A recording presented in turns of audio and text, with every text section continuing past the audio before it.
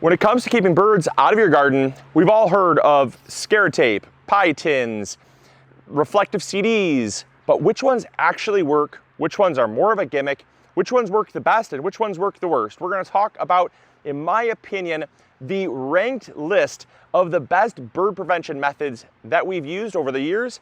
In my opinion, which ones work the best, which ones work the worst. And then at the very end, you can let me know how effective the other methods have been for you. So with that, let's get started. Coming in at the worst prevention method, bird netting. I do not like bird netting under any circumstances, and I highly recommend that you don't use it as well.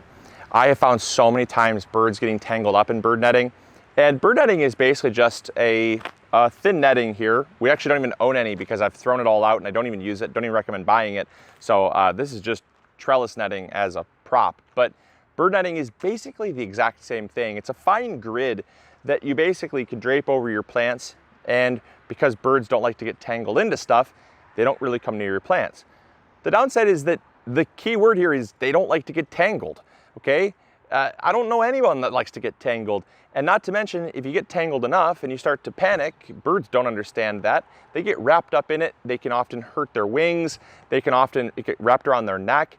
I have seen so many birds actually get injured in bird netting, and other animals as well, believe it or not. I stopped using bird netting about 12 years ago.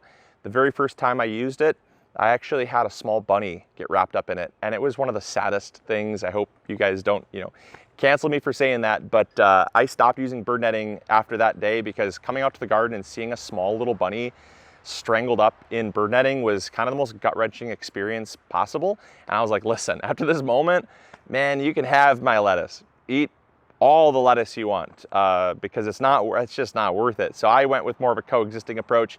By far the worst method out there. Don't recommend it under any circumstances. I'm actually shocked that they even still sell it because it's just so insane to use.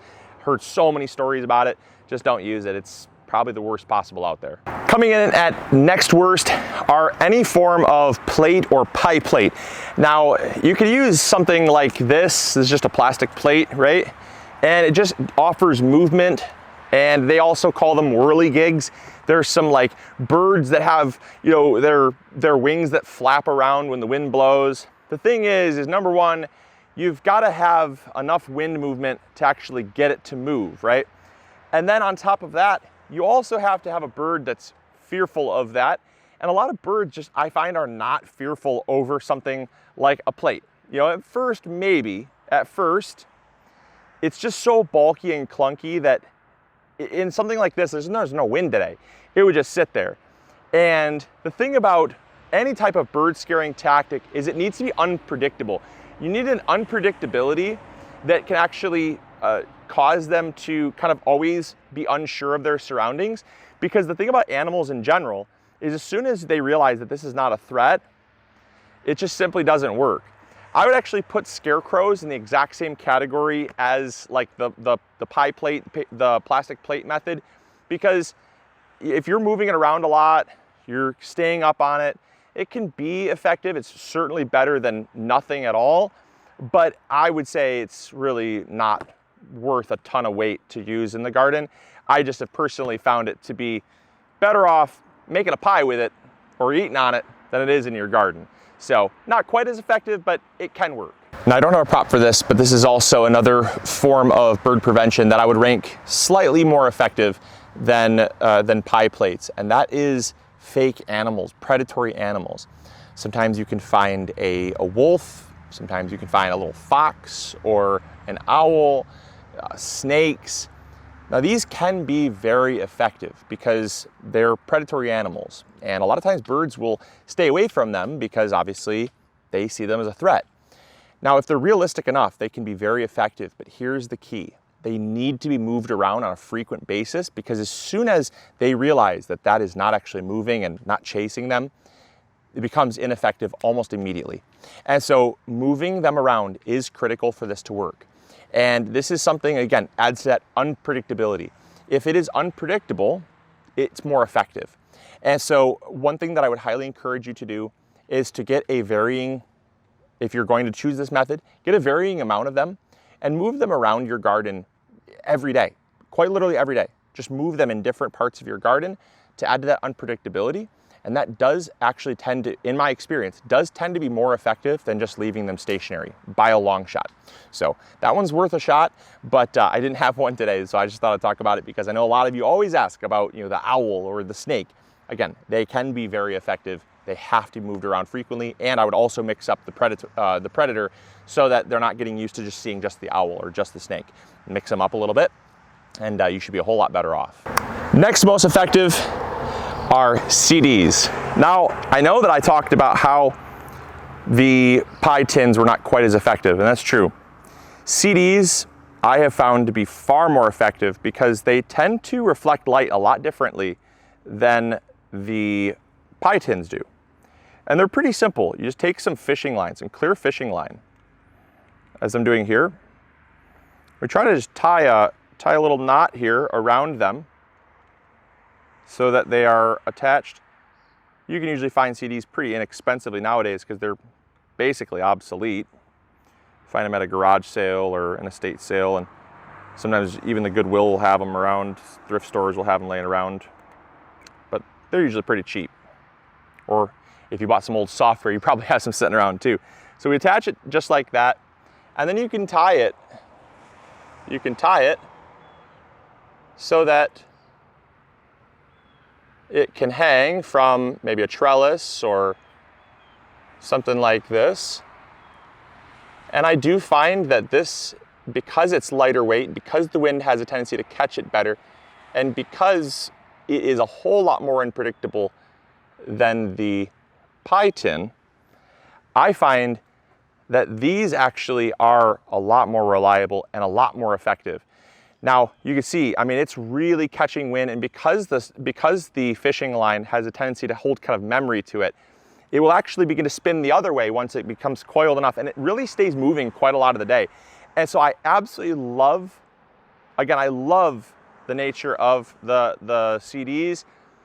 They can be a bit of an eyesore. They can obviously, you need quite a few of them because just one is not really going to be very effective. You got to keep them pretty close to the crop that you're going to be protecting. But overall, this is definitely even better than the Predator aspect because this stays unpredictable. And I find that the way it reflects light, and there's so many different colors and refractions, I find that it does actually tend to be fairly effective and really inexpensive, which is another thing that I like about it, because I don't want my pest control methods to cost an arm and a leg, because that just kind of defeats the purpose of using them in the first place if they cost $20, $30 to do versus maybe like $1, if that. So much easier. The next most effective, and this is something that I've used and we're using even right now because it's so effective, is scare tape. This scare tape is a very lightweight, almost mylar-like material, and it is absolutely incredible in the garden.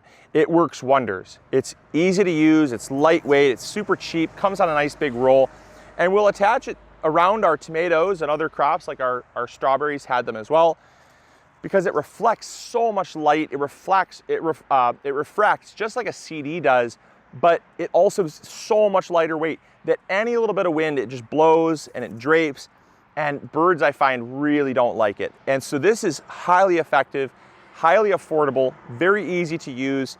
And so this one I actually really like, and that's why we're using it. Like I said, we had one in our strawberry beds. We got them in our tomato beds. All of our tomato beds have them because the birds like to poke holes in our tomatoes when the weather gets hot. And so we'll use these with pretty good success. It's not perfect. Nothing is really going to be perfect, but I'll tell you what, I use these a lot. Our staff uses these a lot in the garden, and I would say this is getting up there against some of our favorite methods of preventing birds, because it's just cheap, lightweight, effective, kind of checks all those boxes. And so give it a shot. You don't have to always use scare tape as well. You can go online, get a big sheet of Mylar blanket. Works basically the same. Get a big sheet of Mylar blanket, cut it up with some scissors into strips just like this. And I mean, we're talking, you can get a sheet of Mylar for dirt cheap. You can get some scare tape also for dirt cheap. But if you have an emergency blanket laying around that you thought, when am I ever going to need this? Well, hopefully you never need an emergency.